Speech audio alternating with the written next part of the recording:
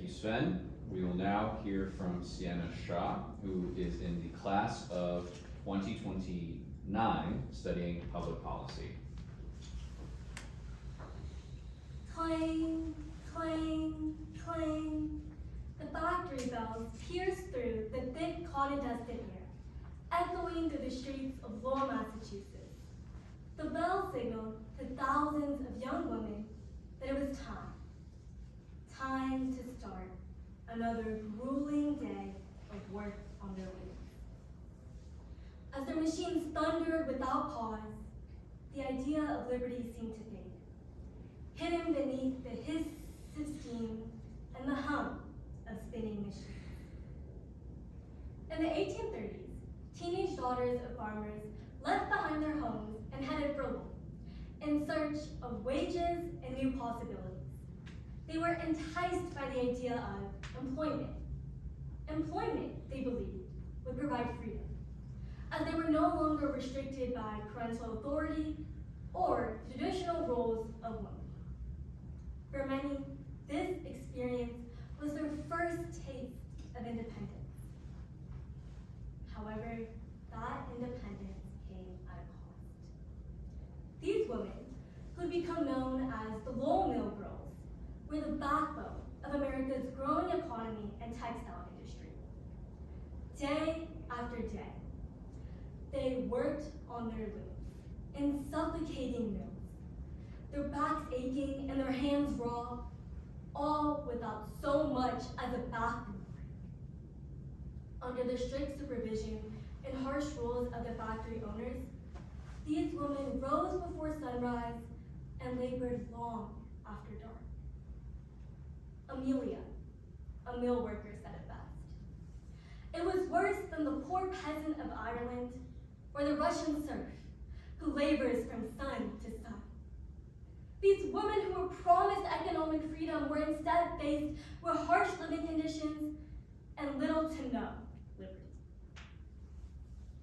When profits fell in 1834, wages were cut. But the cost of living in the company-owned boarding houses remained the same. That's when something extraordinary happened. These women decided to take action. They walked out. They left their workstations and went on strike. For the first time, the hum of machines fell silent and was replaced by the voices of women in the street demanding better working conditions. The act was simple, but its impact was historic. The factory owners crushed the strike, using their power and resources to silence the workers. Undeterred, the women tried again in 1836. This time, they sang. Their voices rose above the factory's smoke. Oh, isn't it a pity such a pretty girl as I should be sent to a factory to pine away and die? But I cannot be a slave. I will not be a slave. Their voices were heard throughout Lowell as they declared that liberty was not a privilege, but a right.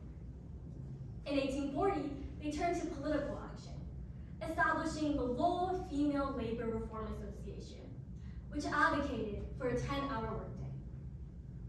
Their efforts were to no avail, at least in their lifetime. However, their persistence started a ripple effect that would continue to inspire Americans for years to come. The Declaration of Independence states that all men are created equal and are endowed with the unalienable rights of life, liberty, and the pursuit of happiness. Despite their sex, these women believe that these ideals apply to them. When they say, I cannot be a slave, I will not be a slave, they did more than protest long hours and low pay. They demanded that the principles of liberty written into our nation's founding documents be extended to them. They challenged the authority of factory owners, insisting that women deserve autonomy over their lives.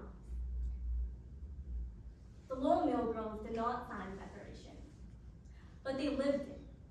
With every strike every meeting, and every song, they embodied the ideal of equality as they demanded justice and proclaimed that liberty was not just for men or the wealthy, but for everyone. Their echo still clings. Echoes in the voices of those who continue to fight for fair pay and workplace rights. Echoes in those who dare to say, I deserve better. Echoes in us when we stand up against injustices. Their actions are a call, a claim that urges us to carry on the fight. Because freedom does not end when the bells stop ringing. Freedom begins when we decide to answer it.